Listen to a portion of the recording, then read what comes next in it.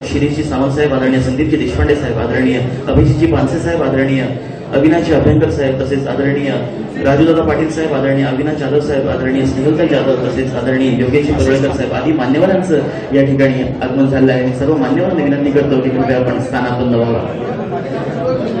स्वागतम, सुस्वागतम, सुस्वागतम. महाराष्ट्राचा आराध्य दैवत छत्रपती शिवाजी महाराज यांच्या पदस्पर्शाने पावन झाली व महामानव भारतरत्न डॉक्टर बाबासाहेब आंबेडकर यांच्या क्रांतीने उजळून निघाली ही रायगडची भूमी.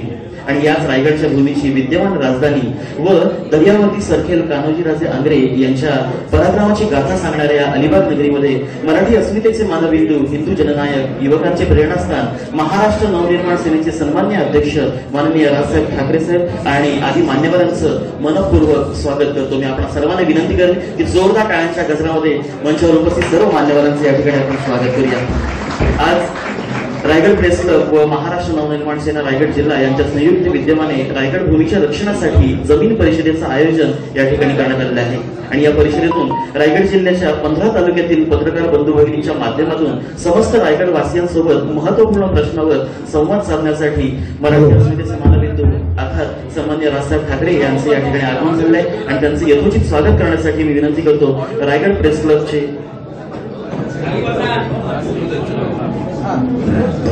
सन्मान्य मान्यवरांचे या ठिकाणी आपण शब्द सुमनाने या ठिकाणी संवाद स्वागत करूया. आणि साहेबांनी विनंती करतो की आपण उपस्थितांशी संवाद साधावा.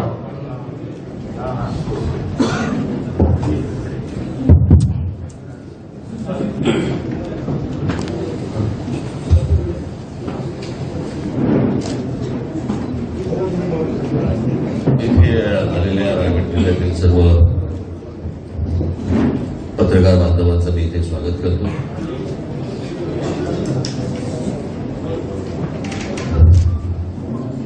आपण अजून किती घोळसट आहोत याचा एक नमुना आजच्या बैठकीमध्ये मला इथे दिसतोय की मी त्या दिवशी एका शिबिराला आलो असताना मी काय म्हटलं होतं, काय सांगितलं होतं आणि कशा प्रकारची बैठक लावली.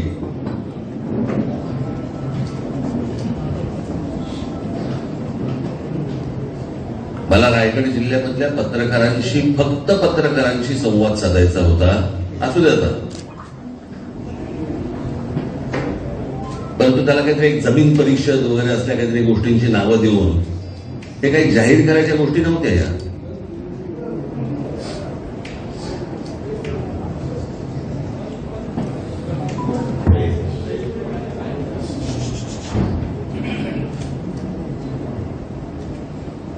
बाकीचे लोक कसे हुशारीने घुसतात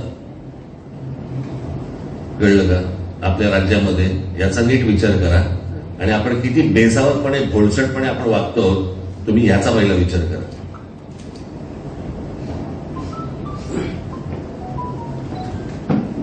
ही काही जाहीर सभा नाहीये. हे तुमच्यावरती येणारं, होणारं, आपल्यावरती, महाराष्ट्रावरती होणारं जे आक्रमण आहे,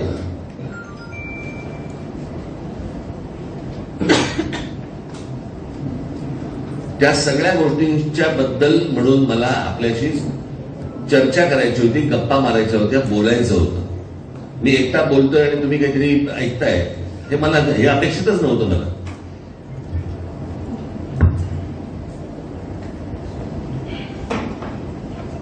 पण पत्रकार म्हणून मी त्या दिवशी जेव्हा माझ्याकडे काही एक मोजके पत्रकार आले होते, मी त्याला त्यांना सांगितलं होतं की आजही तुमच्यावरती, पत्रकारांवरती केवढा विश्वास आहे लोकांचा.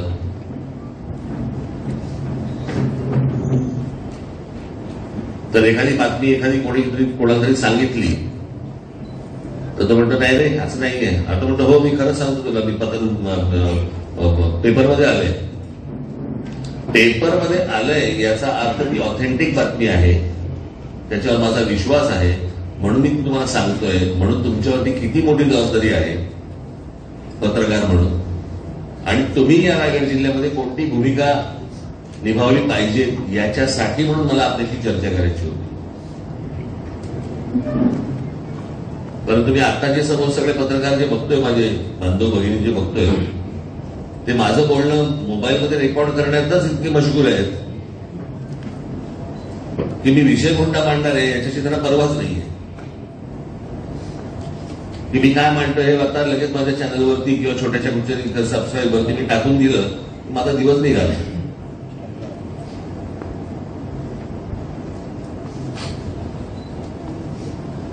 मी जे गेले अनेक वर्ष या महाराष्ट्रामधल्या पुणे शहर असेल, नाशिक असेल, ठाणा असेल, मुंबई तर झालीच, म्हणजे मुंबईची तर वाट लागलीच. पण मला तुम्हाला सतत एक गोष्ट सांगायची की तुमच्या पायाखालची जमीन निघून चालली आहे याचा आपल्याला, आपल्या मराठी माणसाला अंदाज आहे का?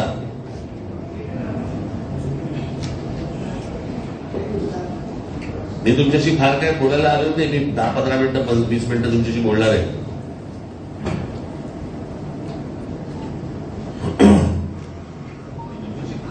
मी त्यांची माझ्या शिबिरामध्ये मी जेव्हा सांगितलं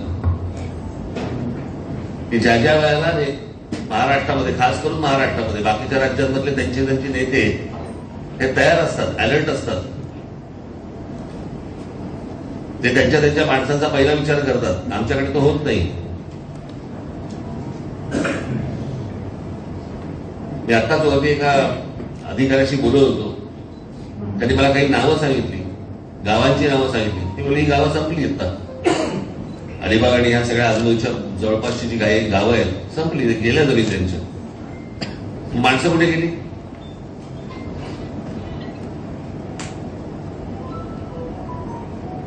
मी जे सतत सांगतोय, जर समजा तुमच्या पायाखाली जर जमीन नसेल, स्वतःच्या हक्काची जमीन नसेल, तर तुम्ही कुठलेही नागरिक नाही आहात.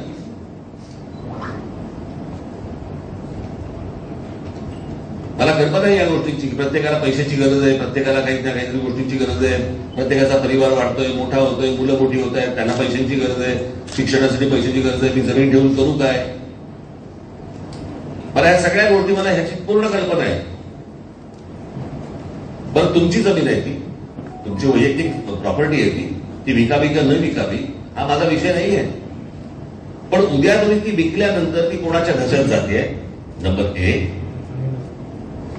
तुम्हाला त्याचा मोबदला व्यवस्थित मिळतोय का? बरं, ज्या प्रकारचे दलाल आता आपल्याकडे जे फिरत आहेत ते सगळ्या ठिकाणी तेच फिरत असतात.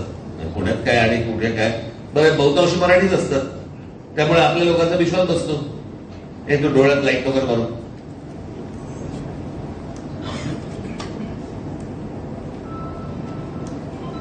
आणि मग हीच आपली माणसं उद्या समजा केंद्र सरकारचा, राज्य सरकारचा एखादा प्रोजेक्ट येतो, तुमच्याकडे 1 रुपयामध्ये जमीन घेतली जाते आणि तोच मधला दलाल राज्य सरकारला, केंद्र सरकारला 1000 रुपयामध्ये विकतो. ते 1000 रुपये तुमचे आहेत ना, आपल्या भूमिपुत्राचे आहेत ना. मग ते हाताने न लागता तुमच्या ते पण पैसे तुम्हाला न मिळता, तुम्ही जर देशोधडीला लागणार असाल, त्या जमिनी हाताखालच्या काढून करायचं काय त्याचं?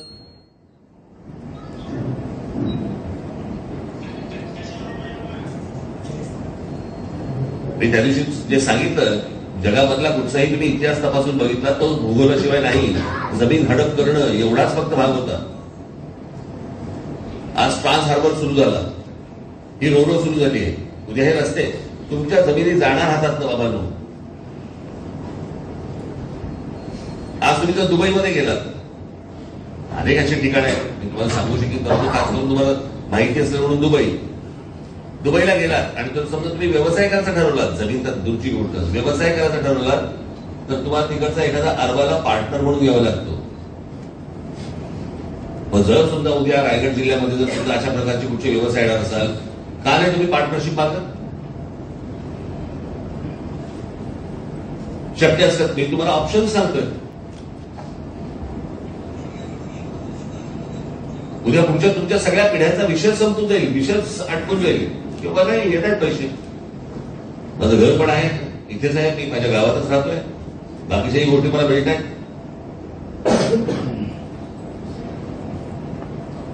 आपल्या लोकांना महाराष्ट्रात, खास करून महाराष्ट्रात, आपल्या लोकांना भानच नाही या गोष्टींचं. तुम्ही सहज माझ्या पत्रकार बांधवांना माझी विनंती, तुम्ही सहज आता जिथे रजिस्ट्रेशन होतात ना जमिनींचे, जाऊन बघा कोणाच्या नावावरती जमीन निघाल्या. आता रायगड जिल्ह्यामध्ये अजून एक धोका म्हणजे तुमचं केरळ माथेरानच्या पायथ्याशी जा, तिथे इमारती उभ्या राहत आहेत, कोण फ्लॅट घेतात जरा बघा. मराठी लोक आहेत का बघा त्याच्यात.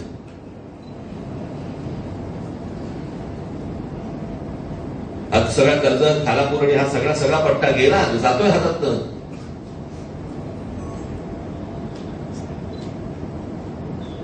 माझ्या इथे आलेल्या माझ्या महाराष्ट्र सैनिकांना, तरुणांना माझी हीच विनंती आहे, तुम्ही अलर्ट असलं पाहिजे, सतर्क असलं पाहिजे. ते काय माझ्या आजूबाजूला घडतंय. मी मागे मी एक उदाहरण ऐकलं होतं की स्वतःच्या भाषेसाठी, स्वतःच्या काय म्हणून एम्पायरसाठी किंवा स्वतःच्या सगळ्या गोष्टींसाठी माणूस कसा सजग असतो.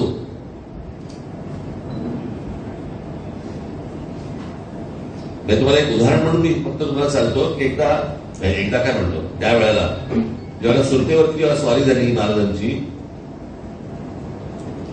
तेव्हा महाराज सुरतेच्या बाहेर होते आणि तिथून महाराज पत्र पाठवत होते. अनेक व्यापाऱ्यांना, अनेकांना पत्र पाठवत होते. तेव्हा तिकडे ईस्ट इंडिया कंपनी होती, तिची वखार होती. आणि त्या ईस्ट इंडिया कंपनीच्या वखारीचा जो प्रमुख होता त्याचं नाव होतं जॉर्ज ऑक्झेंडन. तुम्हाला जॉर्ज ऑक्झेंडन मुद्दामून तुम्हाला नाव सांगितलं. तुम्ही सगळ्यांनी जर शिवराज्याभिषेकाचा सोहळ्याचं जर चित्र पाहिलं असेल तर त्याच्यामध्ये जो इंग्रज अधिकारी महाराजांचा मुजरा करतोय ना, तो हेनरी ऑक्झेंडन, त्याचा हा चुलत भाऊ. त्याच्या हाताखाली काही 400-500 माणसं होती. महाराजांची पत्र गेली, जेव्हा व्यापाराला गेली तेव्हा ह्या ईस्ट इंडिया कंपनीला पण पत्र गेलं. त्याने पत्र पाठवलं की आम्हाला तुम्ही जे सांगताय ते आम्हाला मान्य नाहीये, आम्ही ते काही करणार नाही. मग काही व्यापाऱ्यांनी पण तसंच सांगितलं. त्यावेळेला तिकडे औरंगजेबाचा जो वजीर होता, तिथला जो माणूस होता, त्याचं नाव होतं इनायत खान. त्या इनायत खानने त्याचे वकील पाठवत होता. तो महाराजांचा वकील जायचा, त्यांचा वकील यायचा. एके दिवशी त्यांचा वकील आला, तर तो वकिलावरती हल्ला होत नसतो किंवा करायचा नसतो. पण तो जो वकील आला त्यांनी महाराजांवरती हल्ला केला, जीवघेणा हल्ला केला. आणि तो जेव्हा जीवघेणा हल्ला झाला त्याच्यानंतर महाराजांनी सर्व मावळे आपल्या आतमध्ये घुसले सुरतेमध्ये. तर हा इनायत खान तिकडच्या सुरतेच्या डोंगरावरती पळून गेला त्याच्या सगळ्या सैन्यासह, आणि सुरत अख्खी मोकळी पडली.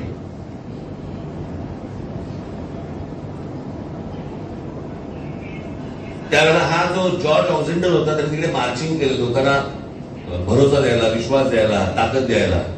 त्याचं काही झालं नाही पुढे. पण ती लूटबीट झाली, सगळं निघून झालं. त्याच्यानंतर ती वार्ता पोहोचली वरपर्यंत. आणि मग औरंगजेबाचा अजून एक खास माणूस होता, महमद खान म्हणून, त्याला इथे पाठवलं. तो जेव्हा आला इथे त्यावेळेला तो इनायत खान पण खाली उतरत होता. त्याला लोकांनी चपलांनी मारला. आणि मग त्यांनी महमद खानला सांगितलं की हा इंग्रज अधिकारी, या इंग्रज अधिकाऱ्याने आम्हाला बळी दिलं.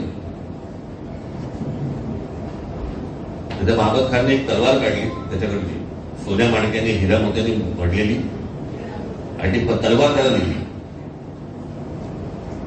तो लय काय आहे, तो नाही, तू म्हणे तू आमच्या माणसांनी जे केलं नाही तू केलंस म्हणून तुला ही भेट देते मी. म्हणू नका भेट. तो असं समज की आमच्या राजाने, बादशहाने तुला ही भेट पाठवलेली आहे, ती भेट घे तू. आता मी जे वाक्य सांगणार आहे ना तुम्हाला, ह्या सगळ्या कथेनंतरचे वाक्य ना, की माझा देश, माझी भाषा, माझ्या सगळ्या गोष्टी, माझी जमीन, त्याच्यासाठी माणसं कशी प्रामाणिक असतात की ज्याच्यातनं साम्राज्य मोठं होतं.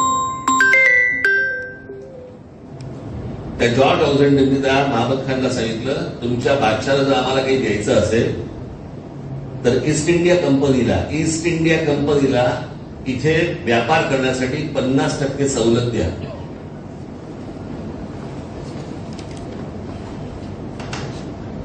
साम्राज्य असं वाढत असतं. त्याला कोण तिकडे राणी असेल, राजा असेल, कोण असेल आपल्याला कल्पना नाही. त्याला माहिती नसेल हा इथे जॉर्ज ऑक्झेंडन नावाचा कोणतरी त्यांचा अधिकारी आहे. पण स्वतःचा झेंडा, स्वतःची जमीन, स्वतःची भाषा याच्यासाठी कोण कुठच्या ठिकाणी आलेला एक अधिकारी जेव्हा अशा प्रकारची गोष्ट सुनावतो अरे तुम्ही तर महाराष्ट्रामध्ये जन्माला आलेले भूमिपुत्र तुम्ही. हा संपूर्ण हिंद प्रांत जर समजा आपण पाहिला तर या संपूर्ण प्रांतावरती अनेकांनी राज्य केली, मोगलांनी केली, ब्रिटिशांनी केली, सगळ्यांनी केली, पण इथे राज्य केलेला माणूस हा फक्त मराठा आहे, या महाराष्ट्राचा आहे. ज्यांनी राज्य केलं त्या राज्यकर्त्या मराठ्यांचा आज तुमच्या हाताखालची जमीन जाते, बाहेरच्या येऊन जमिनी घेतात तुमची, तुम्हाला पोरग करतायत, तुमच्या पुढच्या पिढ्यांना पोरग करतायत, तुमच्या हाताला काही लागत नाहीये, हातात पैसे येत नाहीयेत.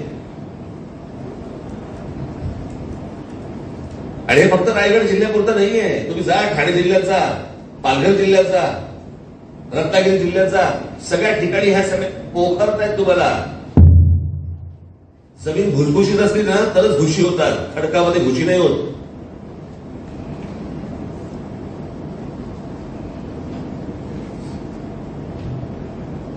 जे कोणी दलाल म्हणून फिरत असतील त्या दलालांना पण माझं सांगणं आहे, अरे तुम्ही तुमच्या लोकांची काळजी घेतली पाहिजे. मला कल्पना आहे अचानक तुमच्या समोर येतात. आज सगळ्यात मोठा बर्बाद झालेला आहे, म्हणजे गेली माणसं गेली, वाहून गेली. त्याचं उत्तम उदाहरण म्हणजे पुण्याजवळचा हिंजवडी, ज्यावेळेला मुंबई पुणे एक्सप्रेस हायवे झाला, जमिनीचा भाव आला, लोक फेकत गेले, पैसे फेकत गेले बाहेरचे, उद्ध्वस्त झाला माणूस.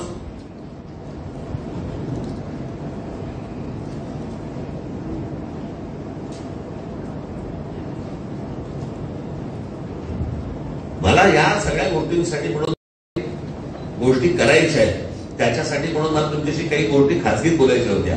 हे चॅनलचे कॅमेरे लावले आहेत, सगळेजण उभे आहेत, मोबाईलवरती काहीतरी शूट करतायत, ते असले काही ठिकाण नव्हती घ्यायची मला.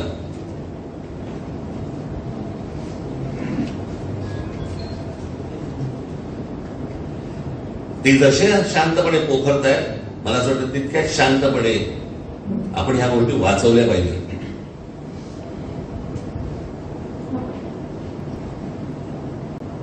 आज दुर्लक्ष कराल, कालांतराने विश्वास ठेवाल माझ्यावरती. आणि तेव्हा आठवेल तुम्हाला एक राज ठाकरे आला होता आपल्याकडे, तो आपल्याला सांगून गेला होता, बोलून गेला होता, पण आपण लक्ष दिलं नाही. आपण घरच्यांना घाट करायलो, आपल्या हातात सगळं निघून गेलं. जे महाराष्ट्राबद्दल जे उत्तम आहे ते छिनण्याचा प्रयत्न आता चालू आहे सर्व बाजूनी.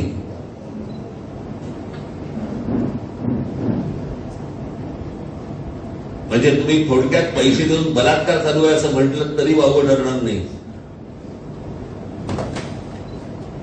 आणि याचं गांभीर्य मला असं वाटतं की तुम्हाला आलं पाहिजे. आणि आज सगळ्यांना, म्हणून मी मगाशी मी बोलायला सुरुवात केली की सगळ्यात महत्वाचा विश्वास कोणावरती आहे तर तुमच्यावरती आहे, पत्रकार म्हणून तुमच्यावरती आहे. तुम्ही या गोष्टी समजवल्या पाहिजेत, तुम्ही या गोष्टी सांगितल्या पाहिजेत, तुम्ही याचं प्रबोधन केलं पाहिजे.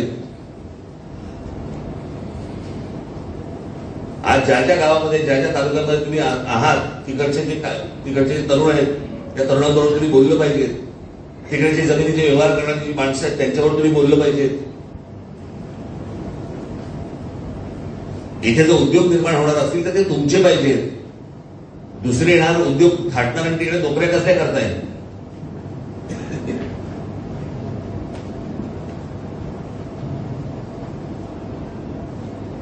आज मी अशी अनेक मुलं मी बघत असतो. पुण्यामध्ये एक नवीन रेस्टॉरंट आलंय पुण्यामध्ये.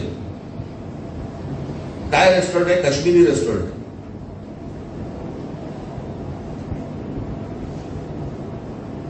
रेस्टॉरंट काश्मीरी आहे, त्याचे जे जेवण बनवणारे शेफ आहेत ते काश्मीरी आहेत. मालक कोण आहे? 2 जळगावची मुलं आहेत, मराठी मुलं आहेत, करतात मुलं. मला असं वाटतं अशा प्रकारे जर समजा उद्या रायगड जिल्हा उभा राहणार असेल, मला आवडेल. ते तुमच्याकडे येत आहेत ना, मग ते येत असतील तुमच्याकडे तर ते तुमच्या टर्म्स वरती पूर्ण झालं पाहिजे, त्यांच्या टर्म्स वरती नाही. आणि ह्याचा पहिला परिणाम, तुम्ही आज जा पनवेलला जा, काय पनवेलची हालत झाली बघा एकदा. कोण येते, कोण जाते, कोण राहते, कोण इमारतीमध्ये काय आहे, भाषा बदलली. उद्या आपल्या अलिबागची, सगळ्या आजूबाजूच्या सगळ्या प्रदेशाची भाषा बदलायला लागणार, मराठी राहणार नाही. तुम्ही हळूहळू हिंदीत बोलायला लागणार.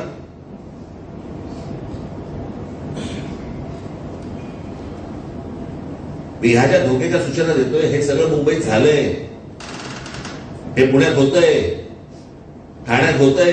मी ठाणे जिल्हा मगाशी म्हटलं ना तुम्हाला, ठाणे जिल्हा हा एकमेव जिल्हा आहे जगात, कुठे भारतात नाही जगात, की तिकडे सर्वाधिक बाहेरून येणाऱ्या लोकांची लोकसंख्या आहे.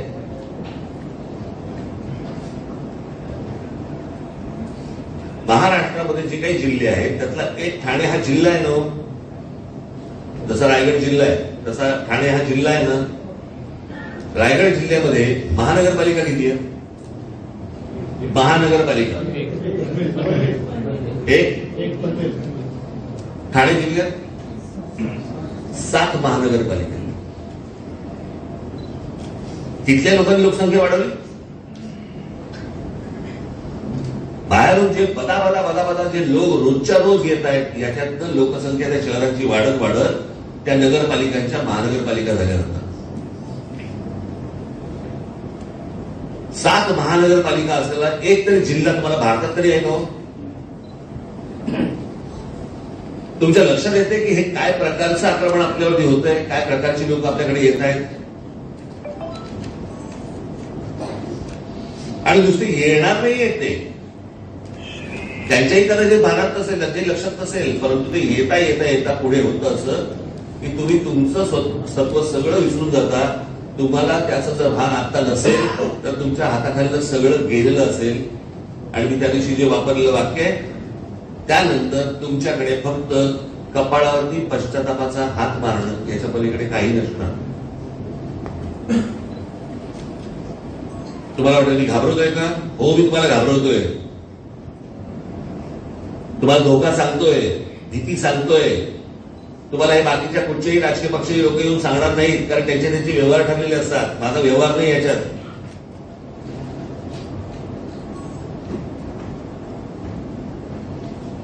रायगड जिल्ह्यामध्ये येऊन समजा एखादी कोणी मराठी उद्योजक जो उभे राहत असतील उभे करा, पण स्वतःच्या पायावरती धोंडा पाडून घेऊ नका. अजूनही हाताबाहेर परिस्थिती गेलेली नाही, पण ती पुढच्या 4-5 वर्षातच आहे. फार वेळ लागणार नाही त्याला. म्हणून मी तुम्हाला सांगायला आलोय, डोळे उघडे ठेवा, कान उघडे ठेवा, तोंड बंद ठेवा. आणि जे म्हणून तुम्हाला रायगडसाठी जे जिल्ह्यासाठी जे करता येईल, महाराष्ट्रासाठी जे करता येईल त्या गोष्टी तुम्ही अत्यंत सावधपणे चलाखीने या गोष्टी तुम्ही केल्या पाहिजेत. तेवढ्यासाठीच मला येऊन मला भेटायचं होतं. या उपर माझी तुम्हाला सर्वांना विनंती आहे की जर मी तुम्हाला एक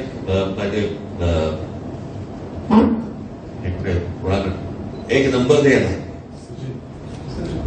एक कुठला नंबर द्यायला, याच्या व्यतिरिक्त जर समजा तुम्हाला माझ्याशी काही पर्सनली बोलायचं असेल, आपण कृपया आपलं नाव आणि काय जो विषय असेल तो फक्त मला सांगावा, मी आपल्याशी संपर्क करतो. ठीक आहे? आपल्याला काही बोलायचं नाही?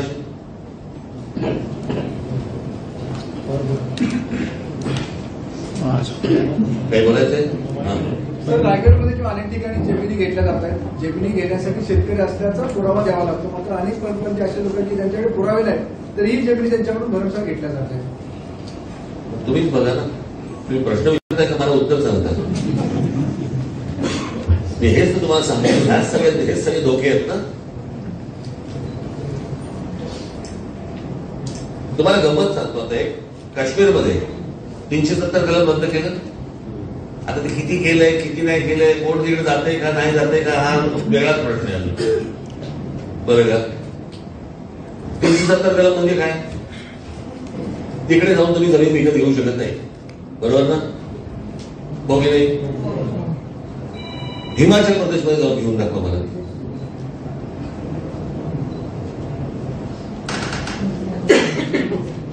आसाम, मिझोराम आणि हे जे सगळे प्रदेश आहेत ना, तिथे जाऊन जमीन घेऊन दाखवा मला तुम्ही. आपल्याकडचे अंतर्गत असे अनेक राज्य आहेत की जर समजा तुम्ही तिकडे मोठा उद्योग थाटणार असाल तर ठीक आहे, पण जर छोटे छोटे काही गोष्टी करायला जाणार असाल सरकारकडनंच परवानगी मिळत नाही. महानगरपालिकेकडनं परवानगी मिळत नाही.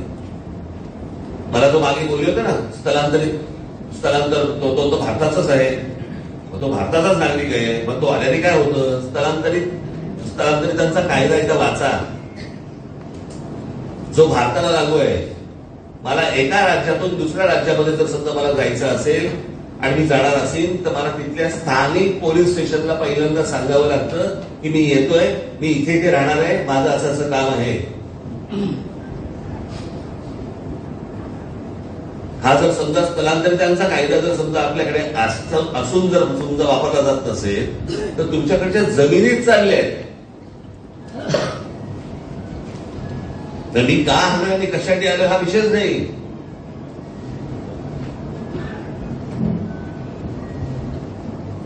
आणि एकदा शेवटचं सांगतो, तुमची हक्काची पायाखालची जमीन एकदा का गेली ना, ती परत येणार नाही. बोला. माफियांकडून जर शेतकऱ्यांची फसवणूक झाली असेल तर त्यांना न्याय मिळवून देण्यासाठी मनसेकडून काही व्यासपीठ, म्हणून मी आता ते काही गोष्ट सांगत नाही. बरं का, मला ज्या प्रकारची बैठक अपेक्षित होती त्याच्यामध्ये मी बोललो असतो, परंतु आता मला ह्याच्यात काही बोलायचं नाही. माझ्याकडनं काम होईल, तुमच्यापर्यंत पोहोचेल. एक महत्वाचा प्रश्न असा आहे की ज्या पद्धतीने या जमिनी संपादित होत आहेत, या संदर्भामध्ये राज्य सरकारकडे, म्हणजे तुम्ही आता मराठीचा मुद्दा घेतला आणि खरंच उत्तम मुद्दा आहे, पण जे राज्यकर्ते आहेत तेही मराठीच आहेत, ते काही वेगळे नाहीये. तर त्यांनी अशा प्रकारचा पुढाकार, म्हणजे जे कोणी राज्यकर्ते पुढे येतील, म्हणजे आता आहेत आणि त्यानंतर येणारे जे सरकार आहेत तेही मराठीच असतील, त्यांनी अशा प्रकारचा पुढाकार घेऊन असा काही कायदा आणावा की इकडचे जे लोक आहेत म्हणजे त्या पद्धतीने लोकांना अजूनही जमिनी काही समजत नाही, मात्र शासनाला ते बरोबर माहिती असतं 2 वर्षाआधी. याचं कारण त्यांचेच पैसे आहेत. तुम्ही जर नीट काढून बघितलं ना, आता नाणाचं जे प्रकरण झालं पाहिजे, सगळे मराठी लोक होते, बरोबर. आपल्याला कळलं कोणतरी गुजराती आहेत, कोणतरी मारवाडी आहेत, कोणतरी गायत्री आहेत. नंतर कळलं की ते फक्त फ्रंट आहेत.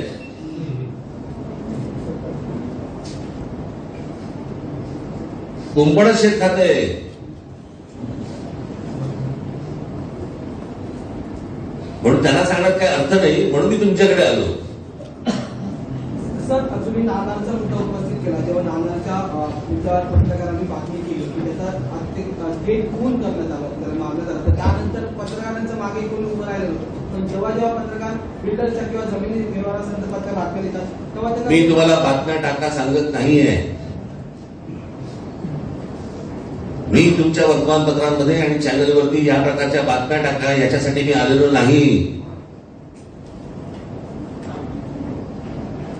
तुम्ही पत्रकार आहात, लोकांचा तुमच्यावरती पत्रकार म्हणून विश्वास आहे, लोकांशी बोला. मी बातम्या टाकण्यासाठी नाही सांगत तुम्हाला.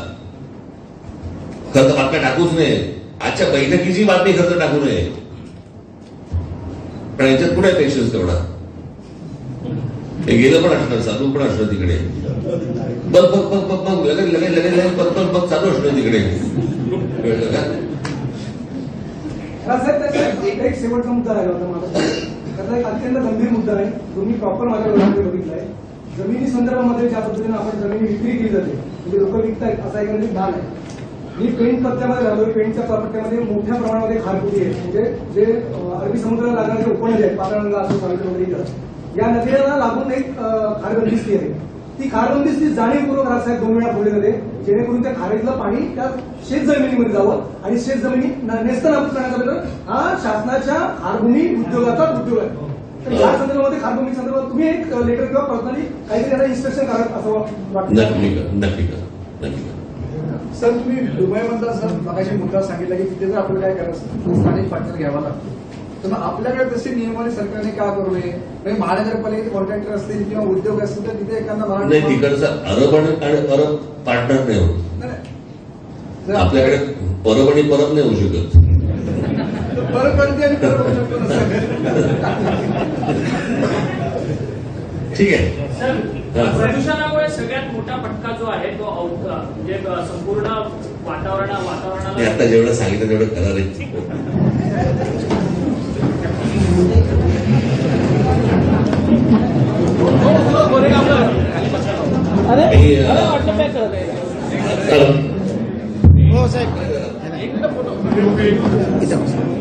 मी आता बाळासाहेब धर्माधिकाऱ्यांना मी भेटायला गेलो होतो आणि त्यांनाही जर मी भेटायला गेलो होतो तर मी याच संदर्भात भेटायला गेलो होतो.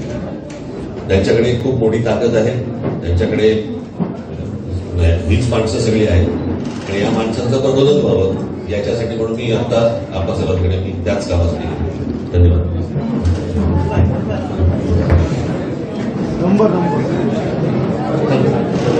साहेब फक्त एक विनंती होती की मराठी उद्योजक आहेत आणि आपले नवशक्तीचे पत्रकार आहेत तर त्यांच्याकडून एक तुम्हाला किट दिलं जाते, छोटं भेट दिली जाते, त्याचा आपण स्वीकार करावा.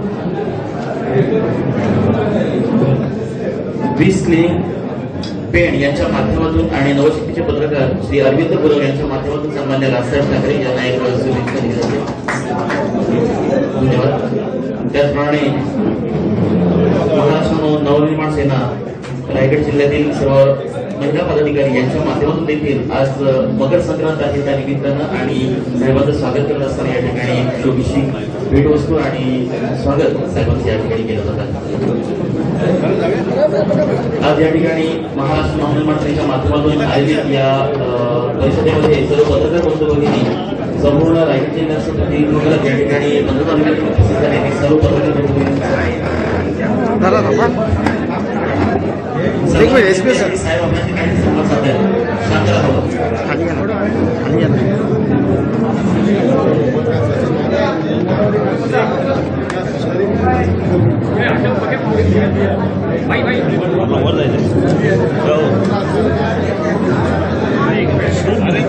हात काढा हो पाटील साहेब, हो हात काढा.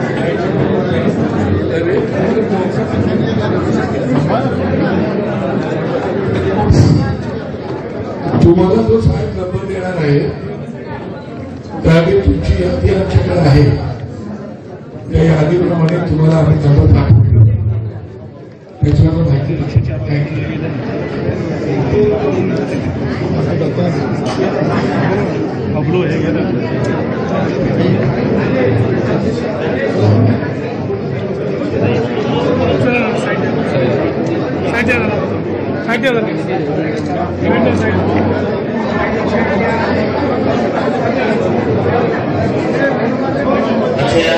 वरिष्ठ निमित्ताने संपूर्ण रायगड जिल्ह्याचं प्रतिनिधित्व पंतप्रधानांनी सर्व उपस्थित पत्रकार भगिनी यांचे देखील सर्वांचे मनपूर्वक आभार या ठिकाणी व्यक्त करतो.